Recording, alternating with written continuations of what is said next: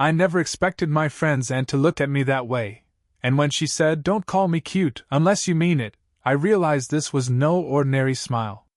The story opens with the narrator explaining how ordinary the day seemed.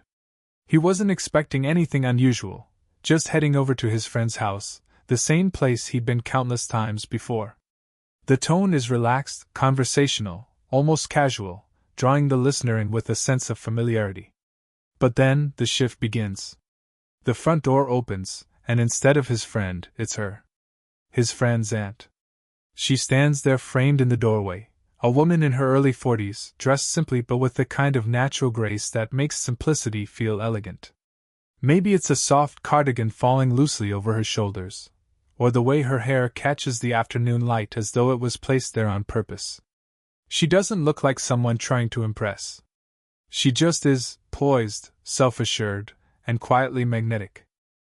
The narrator's first reaction isn't dramatic, it's human. He feels his words stumble in his throat, unsure whether to greet her formally, casually, or with the kind of politeness his mother raised him with. He notices details he wouldn't normally, the warmth in her eyes, the faint trace of perfume that drifts toward him as she steps aside to let him in, the way her smile doesn't rush, but lingers as though she's assessing him in return. She introduces herself, her voice carrying both maturity and playfulness, as though she enjoys watching his slight nervousness. When he shakes her hand, it's firm yet soft, and he catches himself holding on a second longer than necessary. That single physical contact, a handshake, feels strangely significant. The kind of moment where his skin remembers the warmth even after she lets go. Inside, the house feels the same as always, yet somehow different with her presence. She moves through the space like she belongs there entirely, not just as a guest or relative, but as a steady, grounding presence. The narrator notices her laugh as she calls toward another room, her voice echoing in a way that feels welcoming, musical even. He can't help but study her more than he should. The way she brushes her hair back with the back of her hand. The faint lines at the corners of her eyes that only seem to highlight her beauty rather than diminish it. He wonders what kind of stories those lines hold, of late nights, of laughter, of maybe even heartache. Internally, he catches himself. Why am I noticing all this? She's his friend's aunt, someone he should acknowledge politely, not someone to feel this sudden pull toward. Yet there it is, an uninvited spark of intrigue, quiet but undeniable. The keynote closes with a sense of foreshadowing. He tells himself it's just a first meeting, just a polite introduction. But deep down, he already knows something about that smile, that first handshake, has imprinted itself on him in a way he can't ignore. The scene begins in a relaxed, domestic setting, maybe the kitchen or living room of his friend's house. The narrator didn't expect to see her again so soon, but there she is, already pouring coffee into mugs, moving around the space with the kind of ease that makes her presence impossible to ignore. She's not dressed up, not trying to impress anyone. Maybe she's in a casual blouse, sleeves rolled to her elbows, hair loosely tied back, with just enough wisps escaping to frame her face. But that simple image feels disarming to him. There's a kind of intimacy in seeing someone in their natural state, and he can't shake the feeling that she belongs in this quiet morning moment more than anyone else in the room. The banter begins almost by accident. His friend makes a casual joke, maybe at the narrator's expense, and before he can defend himself, she joins in. But instead of cutting, her humor is warm, playful. She tilts her head, studying him with that half-smile, as though she enjoys how easy it is to throw him off balance. The narrator, trying to recover, throws back a comment of his own. Nothing clever, just instinct. And without even realizing it, the word slips out. Cute. It hangs in the air longer than it should. She catches it instantly. Her eyebrows lift, a spark flashes in her eyes, and she leans in just slightly, her voice low but playful. Don't call me cute, unless you mean it. For a heartbeat, the room feels smaller. His friend is still there, oblivious, but to the narrator, it's as if only the two of them exist. Her smile isn't mocking. It's something else, a challenge, a tease, but layered with a flicker of vulnerability too. He laughs nervously, trying to brush it off, but inside he's rattled. Did she really hear him? Did she want him to say more? He notices the way her lips curve, not a wide grin, but a soft, knowing smile that lingers a fraction too long. Her eyes don't dart away quickly like most people's would. Instead, she holds his gaze, almost daring him to repeat himself. The moment passes quickly on the surface. His friend changes the subject, and she returns to pouring coffee, sliding a mug toward him with a casual grace. But the narrator feels his pulse still racing, his mind replaying those words over and over. Unless you mean it. Later, when he leaves, the air between them feels different, charged. He knows it was just a small exchange, a playful remark. Yet there was weight in her tone, a hidden layer he can't shake. It wasn't just teasing. It was an invitation to pay attention. And he realizes, walking away that day, that he already is. It happens by chance. The narrator isn't even expecting to see her this time. Maybe he's dropping something off at his friend's house or waiting for him to get ready. But once again, it's his friend's aunt who steps into the room, carrying a basket of laundry or a book in her hand. At first, it feels like small talk. She asks a polite question, school, work, something simple, and he answers. But instead of moving on, she stays. She lingers. She pulls out a chair at the kitchen table or leans against the counter, her posture casual, her eyes attentive. And slowly, what should have been a 2-minute exchange stretches into something much longer. He notices how easy it feels to talk to her. With his peers, conversations often feel shallow, jokes, distractions, noise. But with her, there's space for honesty. She asks him about his plans, his worries, and instead of brushing it off, he actually answers. Maybe he admits he doesn't know what he wants to do yet, or that sometimes he feels like he's just drifting. She listens, really listens. Her gaze is steady, and when she nods, it's not polite filler, it's as though she understands more than the words he's saying. She doesn't lecture, doesn't try to fix everything. Instead, she shares a little of her own life. She mentions mistakes she made when she was younger, times when she felt lost too, the kind of memories that people don't usually share unless they trust you. For the narrator, it's disarming.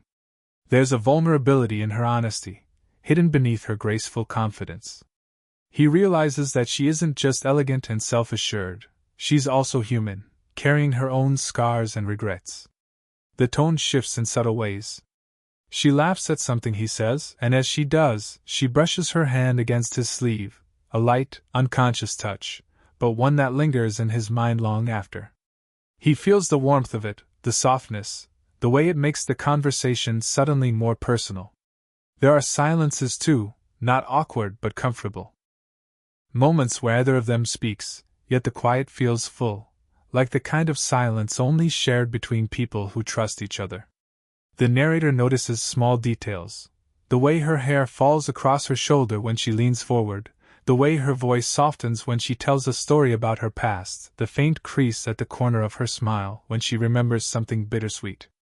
Each detail settles into him, piece by piece, until he realizes he's memorizing her without even trying. By the time his friend reappears, the spell breaks.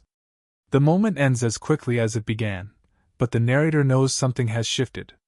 He walks away with the strange awareness that he feels closer to her than he should, closer than he is with most people his own age.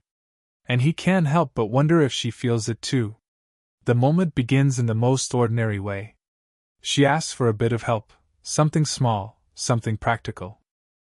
Maybe it's carrying in groceries from the car, or tightening a loose hinge on the kitchen cabinet, or lifting a heavy box she can't quite manage alone. On the surface, it's nothing out of the ordinary. But the narrator knows, as soon as he steps forward to help, that the simplicity of the task is hiding something else, the way his pulse rises when he's near her. He follows her into the kitchen, where the air is thick with the faint scent of roasted coffee and the warmth of late afternoon sunlight through the window. She sets a bag down on the counter, brushing a loose strand of hair from her face, and thanks him. Her voice is casual, but when she glances at him, there's a flicker of something he can't quite name. Gratitude, yes, but something softer too. They work side by side. Their movements are practical, efficient, but charged with a quiet awareness.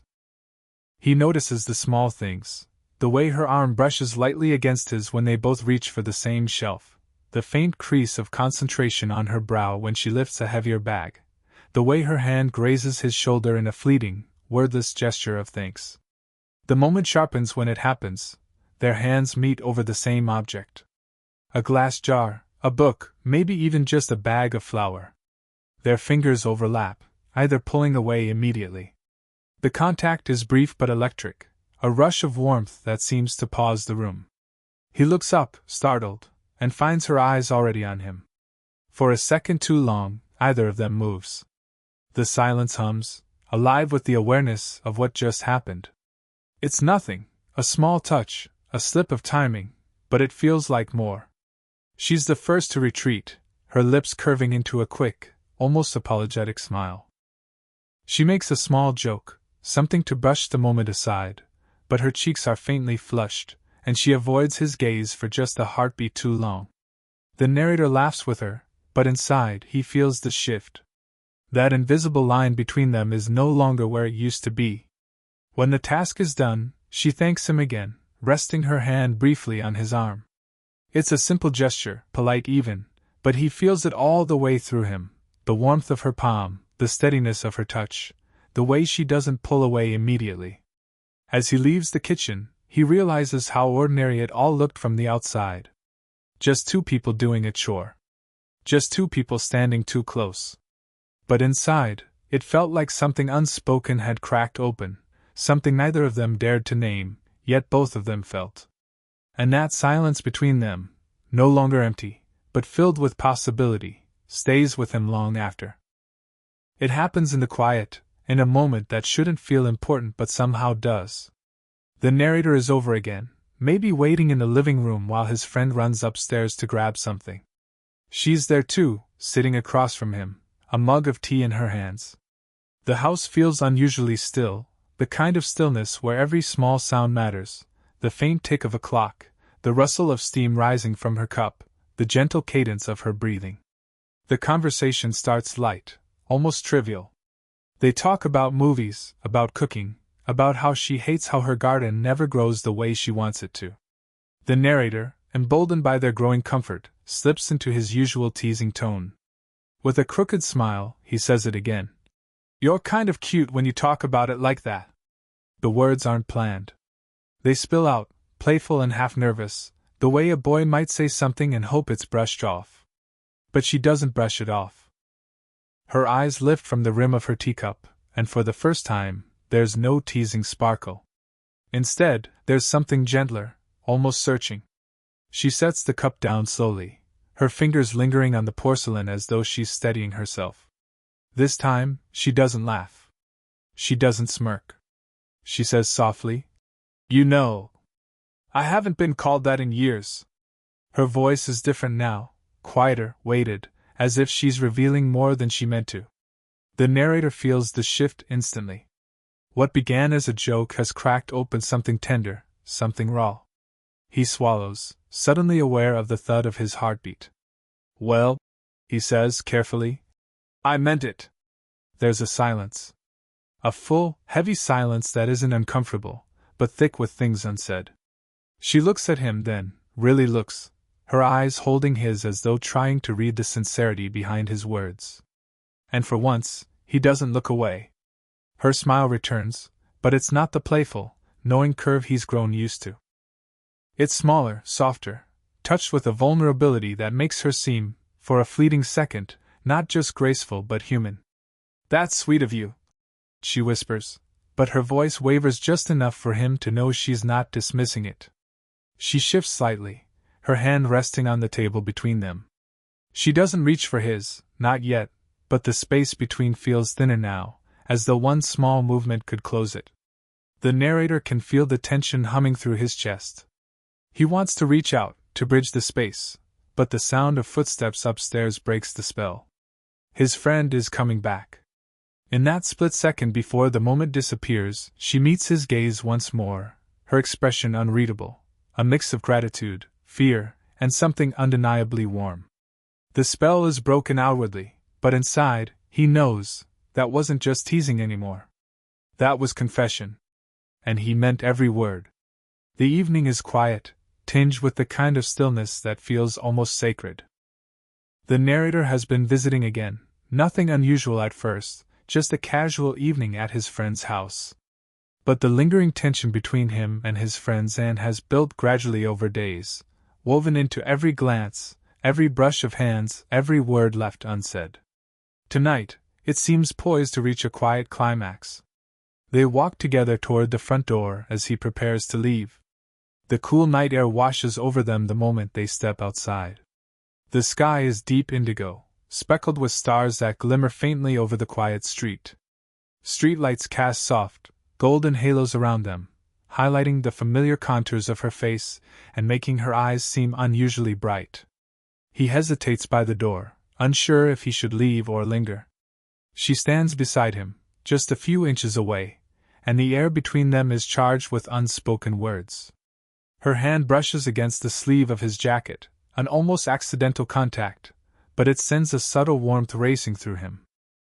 He notices how her fingers tremble slightly, betraying her own uncertainty. For a long moment neither speaks. Their eyes meet, and in that gaze, there's a shared understanding, acknowledgement of the attraction neither of them has openly named, yet both feel keenly. The silence stretches, heavy with anticipation. She reaches up, almost instinctively, and tucks a loose strand of hair behind her ear. Her movements are slow, deliberate, intimate in a way that makes him acutely aware of her presence. His heart hammers, and he realizes that the pull between them has become impossible to ignore. Then, almost without thinking, she places her hand gently on his chest. It's light, tentative, but deliberate. Her palm rests over his heartbeat, steadying yet igniting him at the same time. The warmth of her touch lingers, and he can feel the steady rise and fall of her breath against him. For the first time, the physical space that has always separated them feels like a bridge rather than a boundary. Neither of them moves away immediately.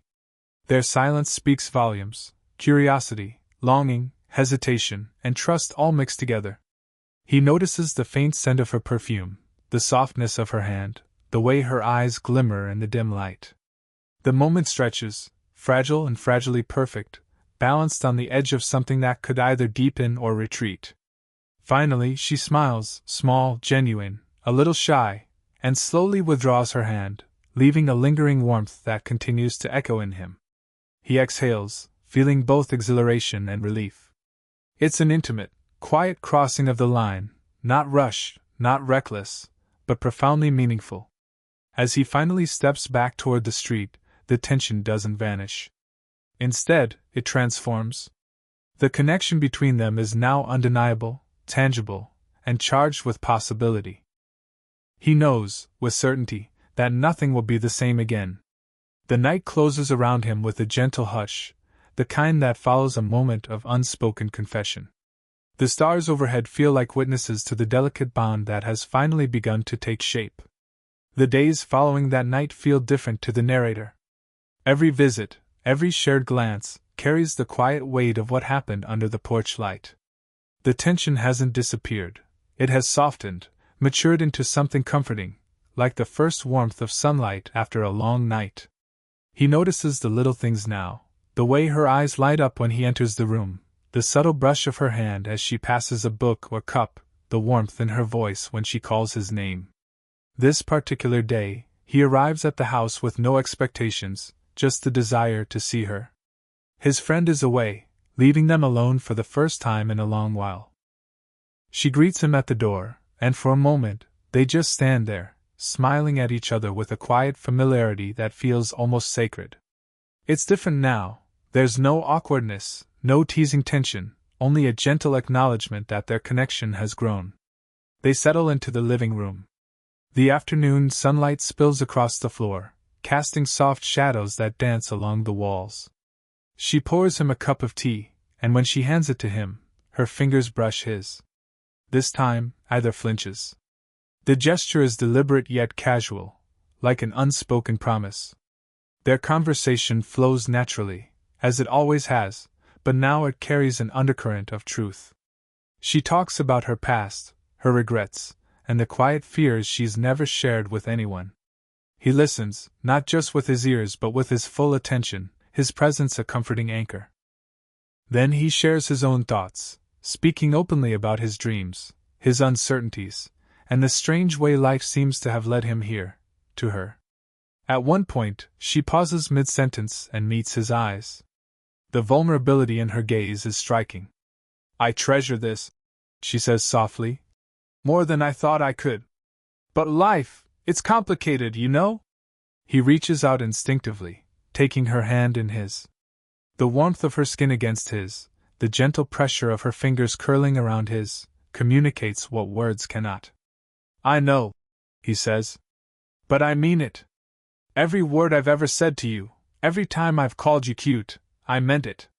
A small, genuine laugh escapes her, soft and filled with relief. Her thumb brushes along the back of his hand, a subtle caress that lingers. They sit like that for a while, letting the comfort of touch and presence fill the space between them. The story closes on a quiet, beautiful note. There is no dramatic declaration, no rushed confession. Instead, there is warmth, trust, and the steady heartbeat of mutual understanding. They both know that life will continue with its challenges, but there is now a shared truth, a bond forged from honesty, gentle affection, and quiet desire. As he leaves later that day, their hands part reluctantly, but with the unspoken promise that they will meet again, that this connection is not fleeting. The sunlight fades, but the glow of their newfound closeness lingers, a quiet, lasting warmth that transforms the ordinary into something extraordinary.